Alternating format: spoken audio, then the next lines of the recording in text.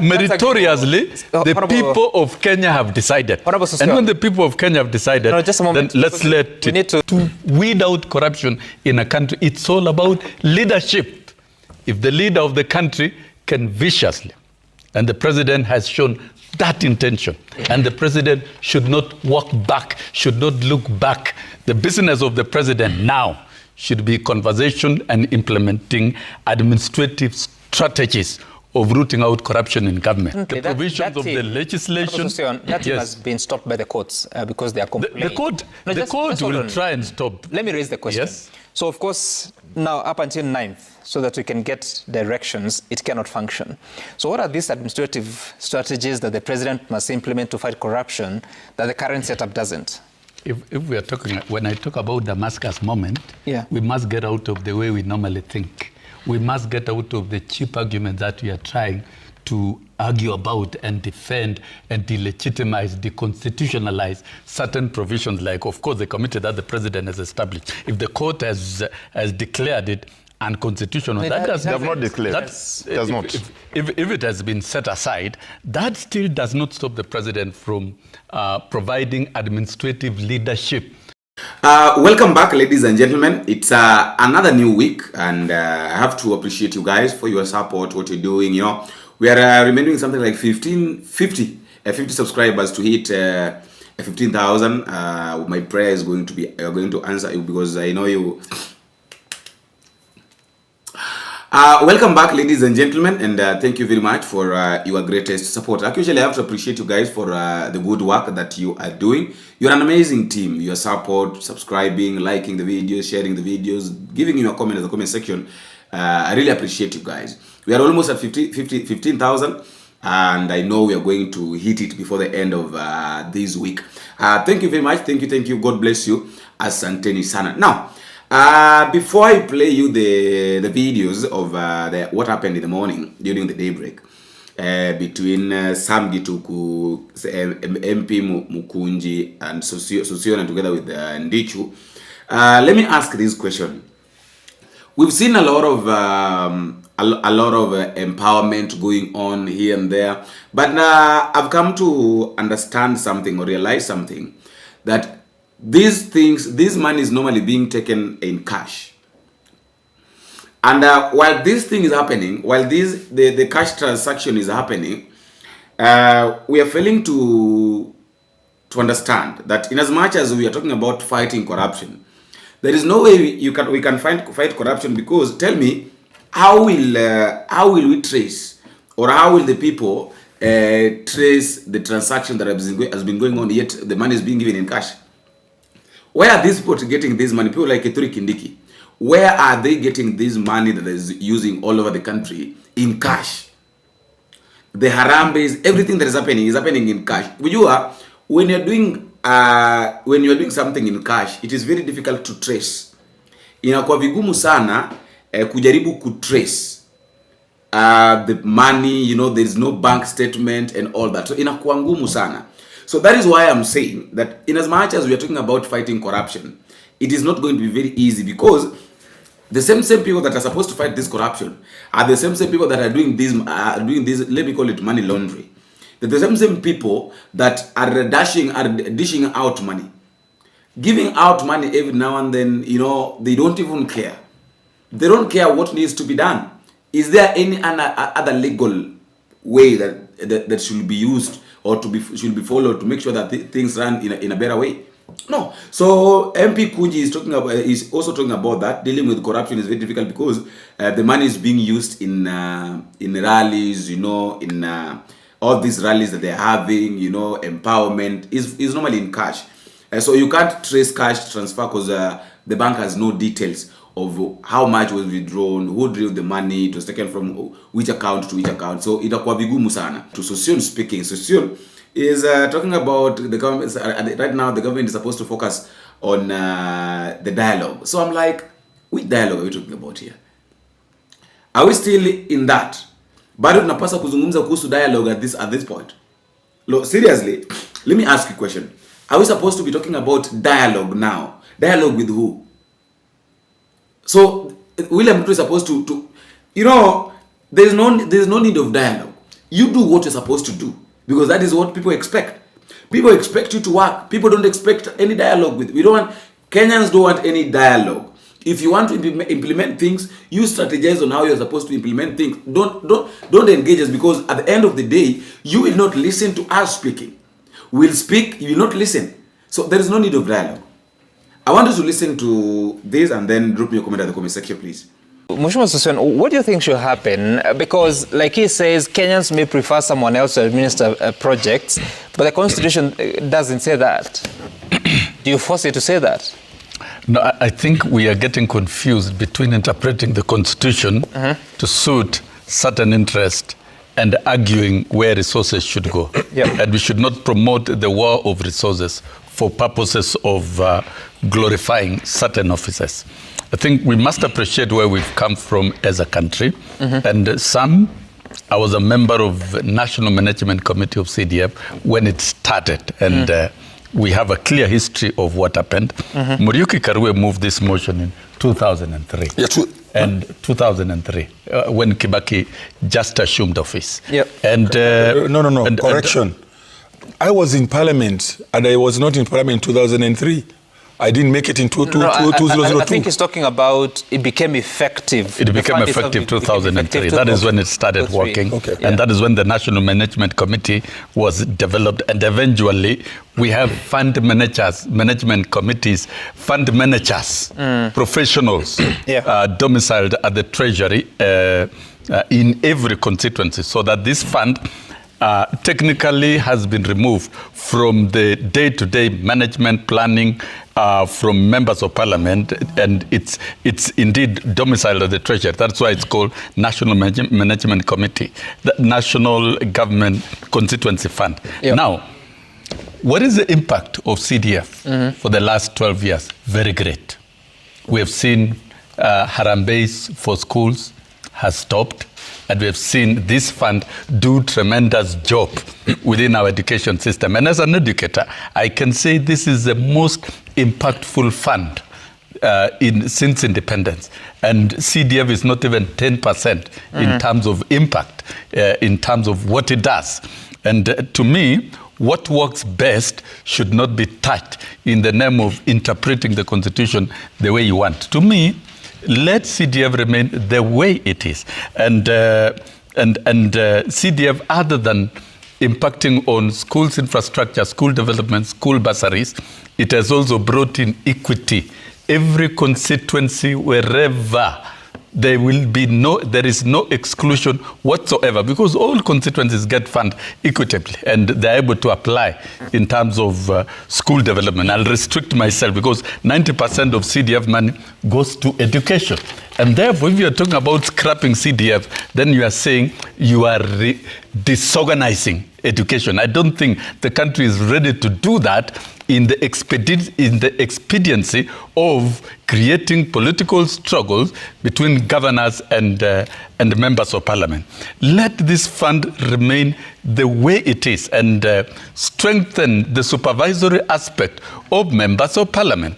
As a country, members of parliament have remained leaders of development and mobilizers of development within their constituencies. That is a fact, other than legislation, oversight, and representation. So when you say destabilizing the education sector, what are you talking about? What I'm talking about is it transit CDF to governors, and of course you'll have removed all that money.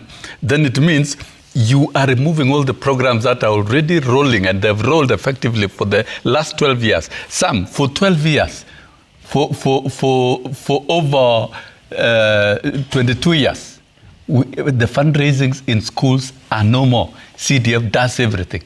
And I think so. If these resources are earmarked for education, I mean, what would be the problem, regardless of whether they are under the governor or even the Ministry of Education at the national level? No, the resources are earmarked for development. And basically, most of it, 90% goes to education and wired directly from the National Treasury. So it's a national fund, but it is executed at the constituencies, and it works best.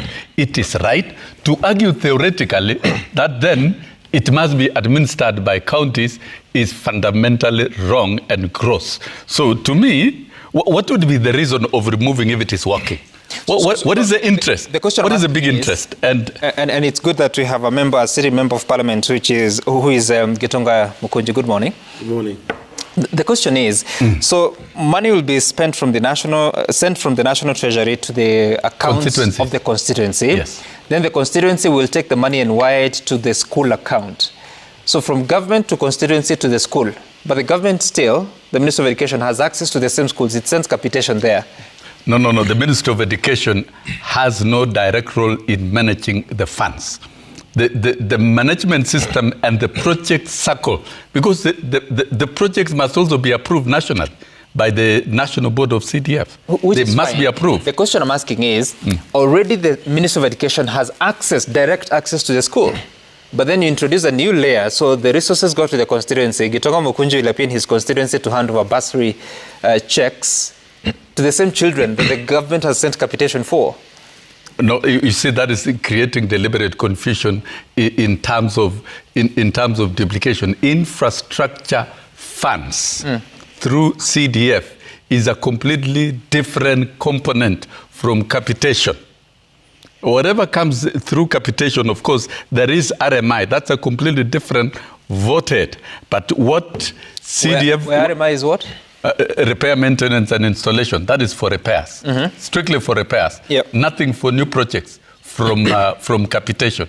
That is a fact for sure. But CDF is for establishment of new projects. And they can also liberally do repairs. And you know, Sam, even as a media house, do a scorecard for the achievements of CDF in terms of revolutionizing schools infrastructure.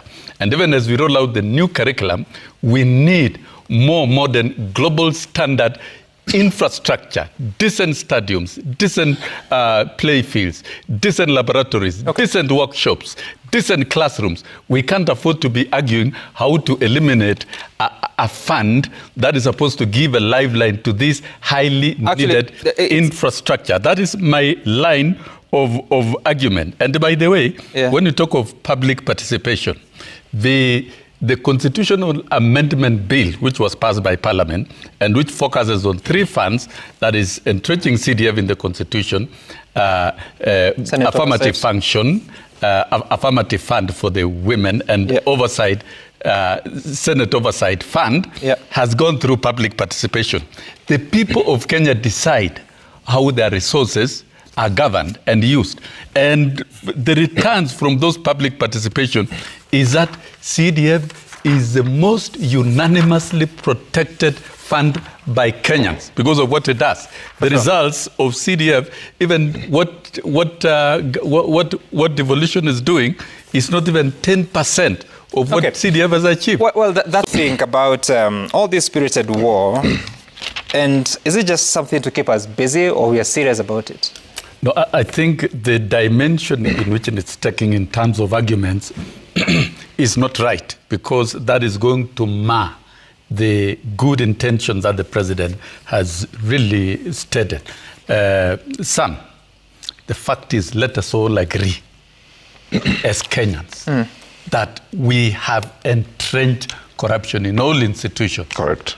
In the executive, in parliament, and in the judiciary. That's a fact. And we've had a very resilient economy that has withstood corruption for years and years. And now, let us have a Damascus moment and begin to face corruption head-on collectively as Kenyans and speak in one accord. The fact is, we have legislation, we have created institutions, but we have not had a serious administrative coordination on this matter. And this is where the president has come out very firmly. And we have asked, where is this agenda of corruption coming from? Where is the legislative position of the 2 parties? UDA and ODM signed a joint agreement, an MOU. And one of the items is corruption. And to weed out corruption in a country, it's all about leadership. If the leader of the country can viciously, and the president has shown that intention. And the president should not walk back, should not look back. The business of the president now should be conversation and implementing administrative strategies of rooting out corruption in government. And this explains why these multi-agency teams, these are government institutions that the president put together so that they can administratively implement the provisions of the legislation. That has been stopped by the courts because they are complaining. The court will try and stop. Let me raise the question. Yes. So, of course, now up until 9th, so that we can get directions, it cannot function. So what are these administrative strategies that the president must implement to fight corruption that the current setup doesn't? If we are talking, when I talk about Damascus moment, we must get out of the way we normally think. We must get out of the cheap arguments that we are trying to argue about and defend and delegitimize, deconstitutionalize certain provisions, like, of course, the committee that the president has established. If the court has declared it unconstitutional, that does not declare. Does not. If it has been set aside, that still does not stop the president from providing administrative leadership to slay corruption. And you know, this country must criminalize and punish corruption. It must. And until and unless we do it, some ideas that the president may use. And when the president laid the agenda before parliamentarians, it's now incumbent upon parliamentarians to take the lead and begin providing leadership in the fight of corruption right from parliament. That's a fact for sure, because parliamentarians are elected, are representatives of the people, elected by the people of Kenya. Until and unless Parliament provides leadership, you cannot fight corruption in the executive, neither will you fight corruption in the judiciary. I'm struggling here. You've said the president should come up with administrative strategies to fight corruption. I'm looking for ideas. And he has done that. And the multi-agency, even if it has been set aside, that doesn't stop the president from supervising and operationalizing, ensuring that institutions within government function. Of course, when you talk of DPP, when you talk of EACC, when you talk of NIS, for example, and the institutions that were put together are institutions that have capacity, mandate to supervise and coordinate implementation of programs to fight corruption. We must feel as a country that the country is vibrating in terms of fighting corruption in all levels of government and in all arms of government, judiciary, executive and legislature. Okay. If we are deliberate about it, we shall do it. But if we argue and we try to demean the presidency has made a pronouncement. And I think it is moral for the country. It is moral for parliament. It is moral for political parties. It is also moral for judiciary and even those who work in the executive to support that cause. And to me, the president should not look back. He should not walk back. All right. He has the authority and instruments of the state to lead the country in the war against corruption. And here, he has the support of every... Mheshimiwa Mukunji, because the accusation is on the Houses of Parliament. What do you know about that? Well, I think it is clear that even members of parliament have not refused that there is corruption in parliament. And there was a debate last week before we went on recess. Yep. Sadly, I never got a chance to say something because it was actually an embarrassment to hear members of parliament lamenting and clearly coming out and saying, oh, the president has said, the president is victimizing parliament. We have done a lot for you. We expected you not to bring us down. But we actually need to have this conversation. Mm-hmm. The fact of the matter is, yes, there is influence through giving of resources to members of parliament. But this you mean money? And by that I mean money. Yes. There has been influence to pass things that are against our people, including Finance Bill 2024 and others. And these things are things that are reality of matters. But let me say that when the president is coming out and claiming Parliament is corrupt, what does he want to achieve? What is it that he is trying to tell us? Is he trying to say he's the one to oversight Parliament? And the question is, why the conversation at this time? One thing I want to say, Sam, is that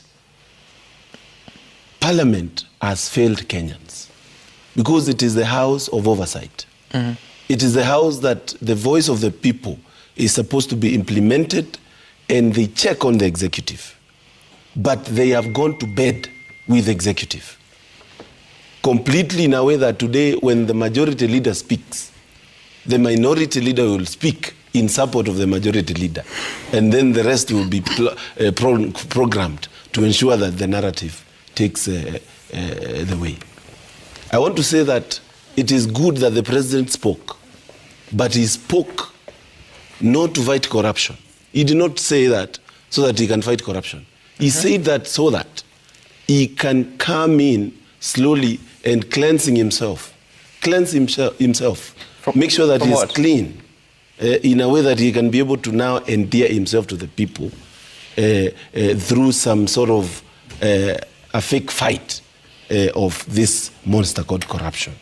If we are serious about corruption, we should bring to task the institutions that have been given the mandate to fight corruption. And these are institutions such as the EACC.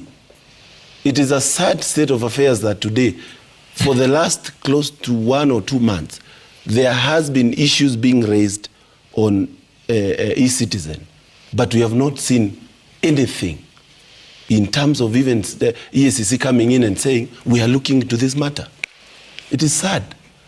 So at the moment, Parliament is looking into it, I think a parliamentary committee, and it might appear like it's one of the triggers to this conversation. You know, the team that is dealing with the audit report on e-citizen resources. Well, we have seen many Parliament committee looking into things, which at the end of the day, they just disappear. But EACC... Why do they disappear? Let's even start with the issues of Adani. They started being checked by the National Assembly. Yes. It is upon the US saying something that there was a response from the executive. But the Parliament had already... there is a use of Parliament to settle guys and settle Kenyans that we are looking into things, and then things disappear. That is how... And does money play a role in such processes? I wouldn't say no to that, because I know that happens. Yeah. It's actually something that starts at the budget level. If we work on how we budget and we put money in various ministries and parastatos, we can actually curb corruption in this country. We have given the presidency a blank check as Parliament to take money, to have money in cash, and that is why you have seen so much money moving around, Sam. And that is where this problem starts.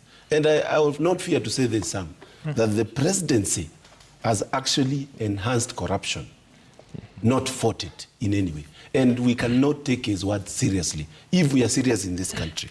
Because today you'll hear the presidency moving around, doing harambees, doing all this and that, producing 20 million, but you'll never see a bank transfer of that money from one account to another. Where does it come from? It is pure cash, hard cash.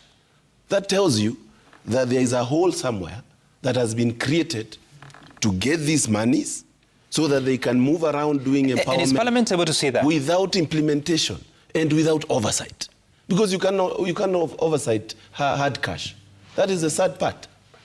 That Ministry of Interior today, I read the other day that they have already utilized close to 80% of the budget that they have been given for the year 2025-2026. Within 2 months. It tells you that They are able to get this cash in from treasury in cash and move around, do all these manner of things, and we will never fight corruption. Do members of parliament know that? They know. What are they going to do? I mean, they are part of what we are moving. I mean, when the president is moving around, he carries around members of parliament. And that is where the problem is. And some will not sit here and pretend. What is the solution? The solution is actually starting with that awakening of the members of parliament. That you members of parliament who think the president will protect you, he will throw you under the bus and he will leave you to the dogs. And you will even lose your seat because you are already unpopular. And a member of parliament mentioned this on the floor of the house, that Your Excellency, you have used us, now you know we are unpopular and you want to dump us and leave us useless. That's a member of parliament said. But have they received something during their work? Have they received something? What do you mean receive something? Because of the 10 million that we're hearing ilitolewa haikufika kwa wabunge, have members of parliament also been receiving something? You see, if you are together with the executive, you are, I mean, if you do the math alone of what empowerment programs are happening, without any policy, without any ministry involvement, and you see members of parliament, 100,000, 200,000, 500,000, you do the math alone, you'll see that member of parliament that earns $1 million or 800,000 a month cannot afford to do that. But they keep telling us they do businesses. Which businesses? I don't know. Which businesses in this country? Businesses are crashing because of the corruption and of matters to do with taxes that we are putting in the burden of Kenyans. The extravagance. Tell me, Mheshimiwa Mukunji. I want to land my point, Sam, because it's very important. Yeah. That where the corruption tickles down is the presidency, and then it has gone down to the National Assembly, to even the governors. Because you cannot do anything to do with the fight against corruption if we don't start with curbing the hard cash handling at the executive level of government, from State House, moving to the Ministry of Interior, to the Deputy Presidents. All those areas is where you find they move out with cash in millions.